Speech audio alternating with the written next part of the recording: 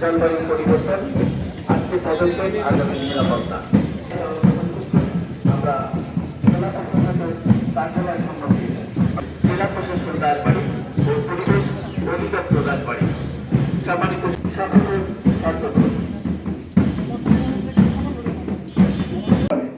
এটি একটি বিষয়।